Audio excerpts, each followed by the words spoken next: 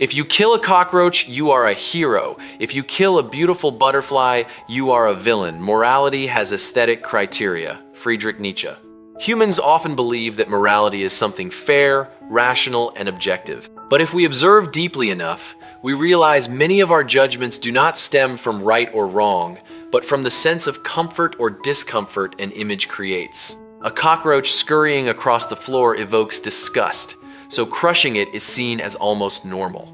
But a butterfly with radiant wings awakens a softness in our emotions, making that same act suddenly feel cruel. The nature of death remains unchanged, only the appearance of the creature differs. Yet human moral reaction tilts toward beauty, like a compass needle pulled by the invisible magnetic field of emotion. This suggests that humans are not the purely rational machines they often think they are. We are guided by aesthetics more than we realize. A beautiful face is more easily forgiven. A pleasant voice makes words seem more trustworthy. A well-dressed person is often perceived as kind before they have even done anything kind. The human mind is like a secret judge who loves beauty.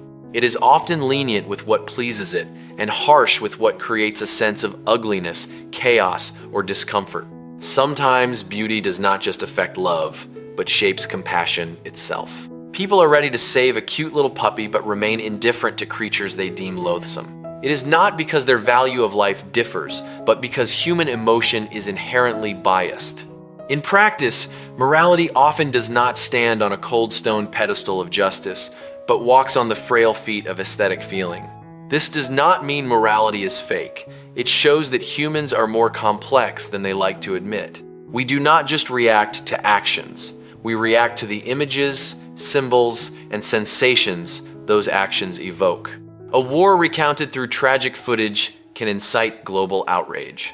But that same pain, if unseen, sometimes passes in silence.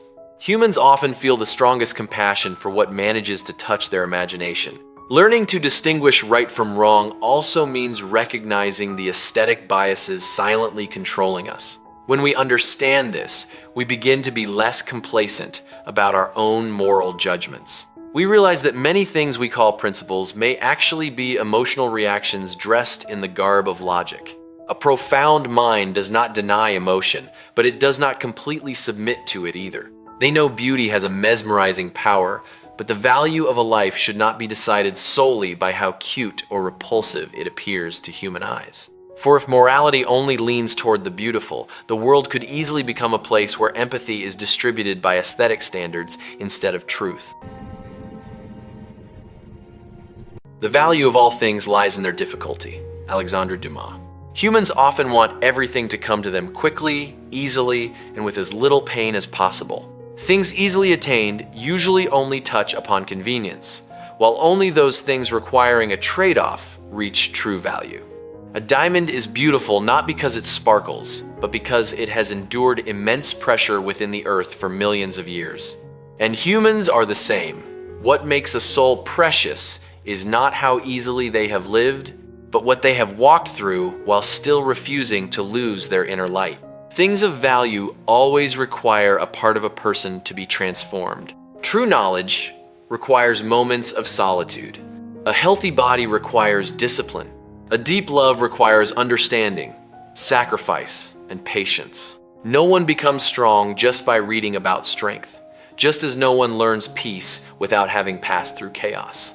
Life seems to have a silent rule. The more something has the power to change you, the harder it is to achieve.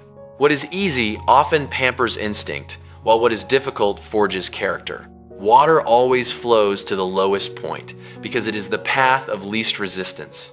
But if humans only follow what is pleasant, they will gradually grow weak in spirit. A sword is created through fire and the strikes of a hammer. A tree that wants to touch the sky must endure great winds.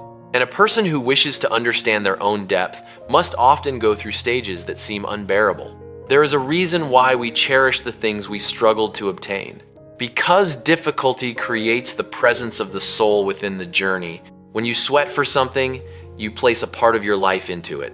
It is the trade-off that makes value more real. An heir to a fortune may possess a great deal, but they might not understand the value of labor. Meanwhile, someone who rose from nothing often looks at every achievement and sees the traces of sleepless nights etched upon it. But difficulty does not always carry a positive meaning.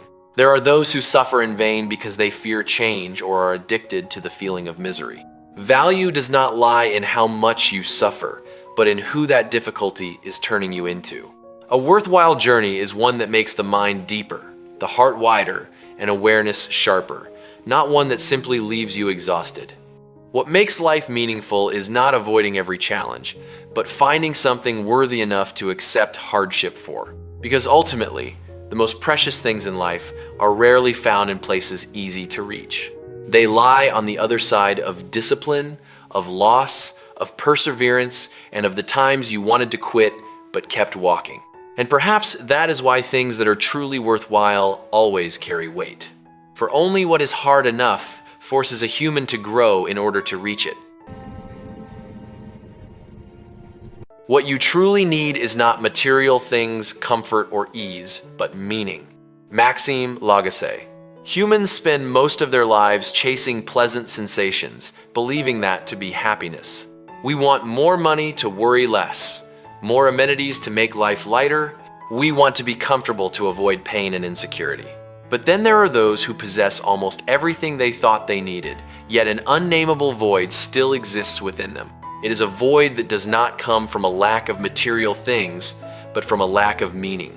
For humans can endure poverty, pressure, and even long periods of suffering as long as they feel their life is directed towards something valuable.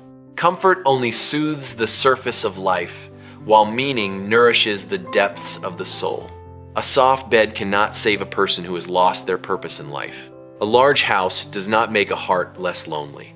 And constant entertainment is sometimes just a layer of noise masking an internal sense of being lost. Modern humans have too many distractions but find it increasingly hard to answer a simple question: what am I living for? The strange thing is that the moments that make a person feel most alive are often not the most pleasant ones. A mother staying up all night to care for her child still feels her life has value. An artist struggling with their work in solitude continues to create. A mountain climber accepts pain, cold, and danger just to touch the peak for a few brief minutes. If the ultimate goal of humans were only comfort, they would have given up very early on. But what pulls them forward is the sense that the effort carries a meaning that transcends momentary ease. Meaning is like a silent fire within the soul. It allows humans to endure spiritual winters that comfort cannot cure. When a person knows what they are living for, they can walk through a great deal of pain without completely collapsing. But when meaning is lost, even a life of abundance becomes as bland as eating a great feast without being able to taste the flavor. Perhaps that is the tragedy of this era. Humans are increasingly skilled at creating convenience, but increasingly confused by the question of the purpose of existence. They optimize everything: time, work, experiences, but sometimes forget what they are optimizing for. A ship traveling very fast is still meaningless if it doesn't know where the destination lies. Life doesn't necessarily have to be easy to be good. There are hardships that are worth far more than meaningless ease. A meaningful life is not a life without suffering, but a life in which suffering also serves something greater than oneself. Just as tree roots must go deep into the darkness to nourish the canopy, reaching for the light, what humans truly long for is not just to exist in safety and comfort. What they need is the feeling that their presence in this world has value, that the days they live do not pass in vain. For material things can make life more pleasant, but only meaning makes a human want to continue living more deeply. Judge a man by his questions rather than by his answers. Voltaire. There are those who walk through life like a cup already full.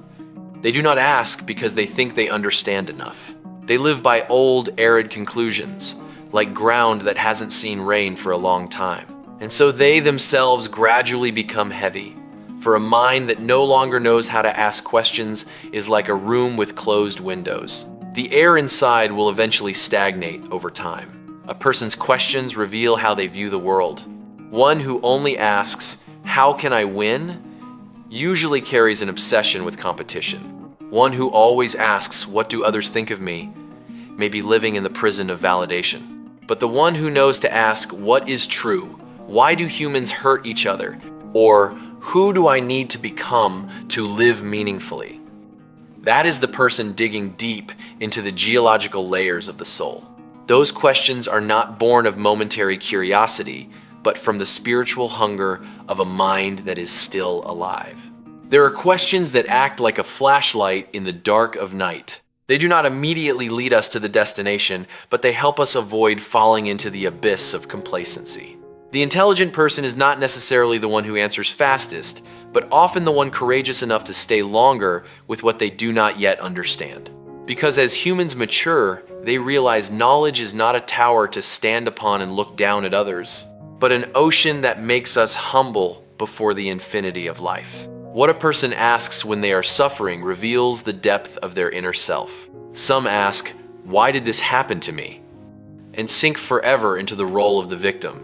But others quietly ask, "What is this pain trying to teach me?" In that moment, suffering is no longer a shackle, but becomes a door leading to growth. The right questions have the power to change human fate because they change how humans see themselves.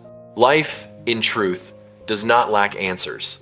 What is rare are the questions deep enough to awaken the soul. A seed doesn't grow because it has all the answers, but because it knows how to turn toward the light.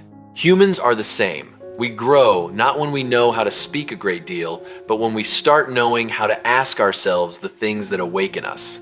And sometimes, simply by looking at what a person constantly seeks through their questions, we will understand what level of consciousness they occupy. For an answer can be memorized, but a question is always the fingerprint of wisdom. The quieter you become, the more you are able to hear. Rumi. A disturbed lake surface cannot reflect the sky. Only when the water settles do the white clouds, the moonlight, and the very depth of the lake appear. Humans are the same. The quieter we are, the more we hear the things that the sounds of the world usually hide. Stillness is not the silence of the weak, but the state of an inner self strong enough to not need to constantly prove itself. The shallow person often fears the quiet, because in silence they must face themselves. They use noise, parties, busyness, and words to flee from the gaps within. But the mature person understands that there are truths that only appear when all the commotion retreats into the background. Just as the night does not create the stars, it only allows us to see them. When you are truly still, you begin to hear your own emotions instead of being dragged away by them. You realize that anger often hides a pain, envy often stems from a sense of lack, and many judgments are actually just echoes of unhealed insecurities. Stillness is like sitting down within your own soul after a long journey of chaos. There, you no longer hear the roar of the ego, but the small yet honest voice of intuition. The strange thing is that the more one knows how to listen, the less one wants to judge. For when we listen deeply enough, we understand that everyone is carrying an invisible war within. The hot-tempered person may be in despair. The cold person may have been hurt too much before. And sometimes, what others need is not a piece of advice, but someone quiet enough to truly understand them. In a world where everyone wants to be noticed, stillness becomes a rare form of wisdom. It is like the roots of an ancient tree. No one sees them, but they are what keep the tree standing firm against the storm. A person with a quiet inner life does not necessarily live slower than others, but they see life more deeply. They do not react to everything like a flame to straw, but know how to choose what is worth keeping in the heart and what should be left to the wind. And then comes a point where what makes a person mature is not how many noises they have heard out there, but whether they have been still enough to hear themselves. Focus on building deep connections rather than clinging to intense attachments. Cory Muscara. We think that the more we cannot leave someone, the deeper the affection is. But in truth, many relationships are built not on understanding, but on the fear of loss. People cling to each other like a drowning man clutching a piece of wood in a vast sea of despair, tension, and insecurity. That is not a connection. It is dependency disguised under the name of love. A deep connection allows a person to be themselves. It is like two trees standing near each other in the forest. Roots may touch underground, but each tree still grows toward the light with its own separate body. No one lives for another. No one drains the nutrients of the other to exist. In connections like these, presence does not create a burden, but brings peace. People come to each other not out of lack, but out of resonance. Intense attachments are often fed by the loneliness and insecurity within. When a person cannot live well without the other, they begin to turn affection into invisible shackles. They want to control, to be the absolute priority, to be the center of the other's world. And the more they love in fear, the more they lose the freedom of both. The most beautiful part of a relationship is not being able to live without each other, but that both remain complete individuals even when standing alone, yet choose to walk together through this vast life. That is the kind of affection that doesn't stifle growth, but makes both parties deeper. Just as the ocean does not keep the clouds for itself, yet its vastness is precisely why the clouds always want to return. To love is not to hold tight, but to understand deeply. It is not controlling every movement of the other, but being trusting enough to give them the space to live true to their nature. Because only when people are free is the emotion they have for each other genuine. A hand that grips too hard will cause pain. Only the hand that knows how to relax can hold on for a long time. There are relationships that look very intense, but are actually just two wounds leaning on each other to forget the pain. And there are connections that are very peaceful, less flashy, but as enduring as an underground stream silently nourishing the whole forest. What makes a person happy is not having someone to cling to, but having a soul understanding enough to walk through storms together without losing themselves. Unspoken expectations are planned resentments. Neil Strauss. Humans often carry countless silent expectations, wanting to be cared for without asking, wanting others to intuitively understand their sadness, wanting love to appear in exactly the shape they imagined. But the paradox is that we remain silent about what we need and then feel hurt when others don't do the very thing they never heard. Unspoken expectations are like invisible letters sent to others. They have never been opened or read, yet we are angry because we receive no reply. Deep down, many people don't truly hope to be understood. They hope others have the ability to read their minds. That is a very human need, but it is also the source of endless disappointment. Because no one enters a relationship with the same emotional map. What makes you feel loved may be completely foreign to someone else. Some show affection through words, some through presence, some through silent sacrifice. But when expectations are not named, every difference is easily interpreted as indifference. Resentment, in truth, rarely appears suddenly. It accumulates like steam in a sealed room. Every time disappointment is not expressed, a person keeps another layer of silence in their heart. And then one day, they explode over something very small, not because of a forgotten text or a thoughtless word, but because hundreds of unaddressed needs have been suppressed for too long. The heartbreaking part is that the person across from them often doesn't understand what they did so seriously wrong because they were never given the chance to understand. Many people choose silence for fear of being seen as demanding, weak, or bothersome. They hope that if the affection is deep enough, the other person will instinctively know what to do. But love is not telepathy. A mature relationship is not built on secret tests, but on honest communication. A truly mature person doesn't make others guess their feelings. They have enough courage to state what they need with calmness and clarity. The strange thing is that the more one hides expectations, the more one nurtures the feeling of being betrayed. For the mind begins to write negative stories. If they really loved me, they would have understood. But the truth is that most people do not intentionally hurt each other. They are just looking at the world through different eyes. And so much suffering in relationships is born not of malice, but of wordless distances.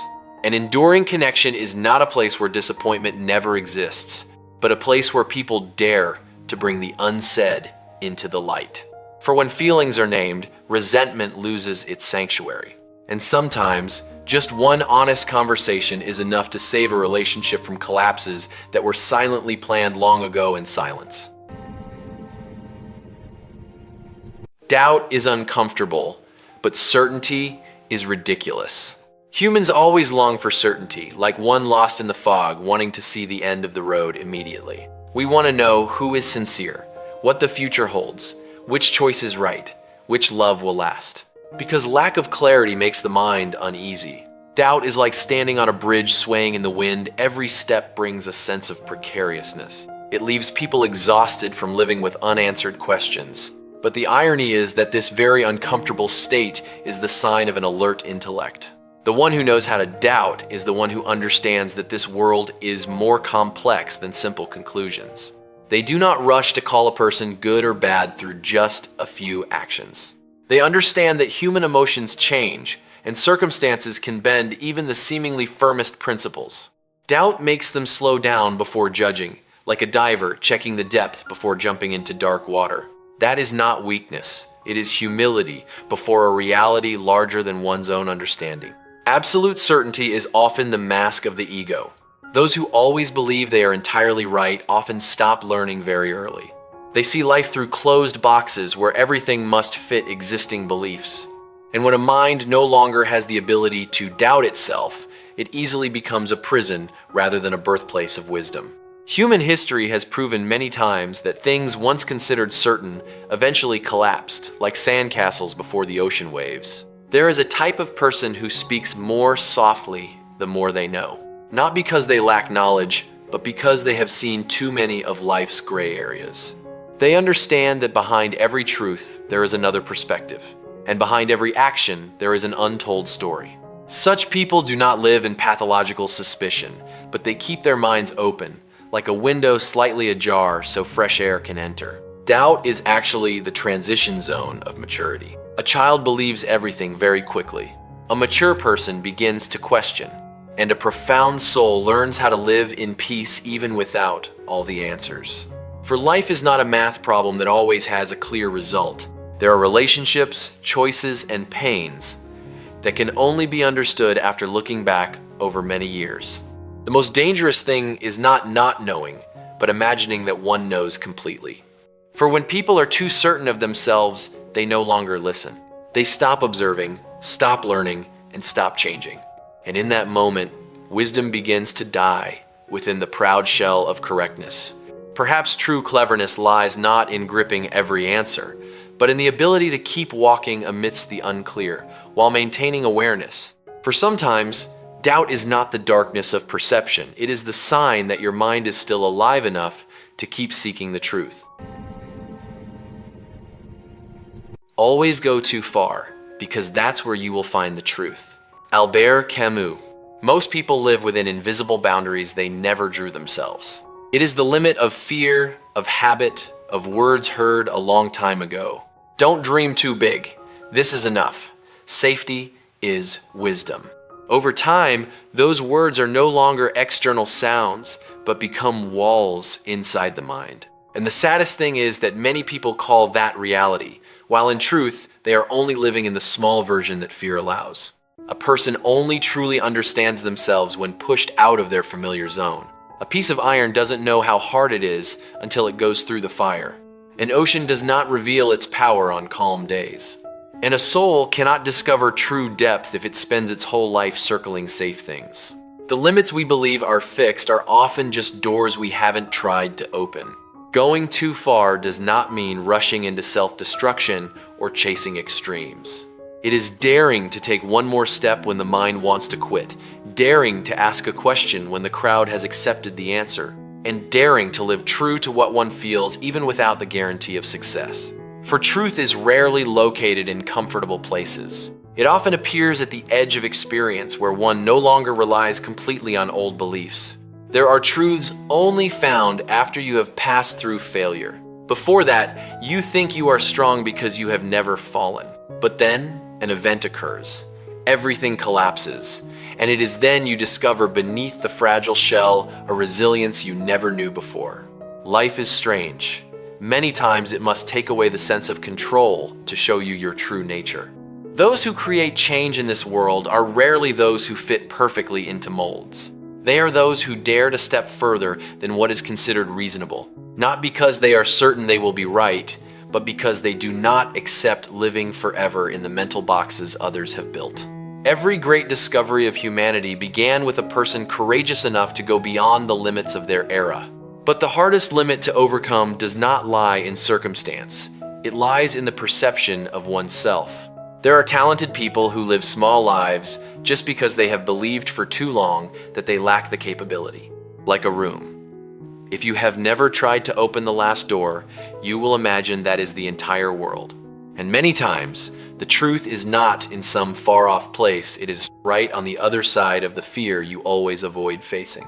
Maturing is not finding a perfectly safe place to shelter, but learning how to step into the unknown with alert eyes. For it is at the boundary between the familiar and the uncertain that humans touch closest to the true nature of life. There, you no longer live by what you were taught to believe, but by what you have personally experienced, collided with, and awakened to. Ordinary people know how to do it. Wise people know why. Maxime Lagacé. In life, there are many who know what to do, but very few who understand why they do it. They wake up on time, work hard, chase familiar goals, and live according to formulas already written by society. Everything runs smoothly, like a machine operating according to its function. But deep beneath that proficiency, there sometimes exists a silent gap. They know how to move forward, but no longer remember where they started out to go. Learning to adapt to the surface of life, memorizing rules, repeating methods, and doing what has been proven effective.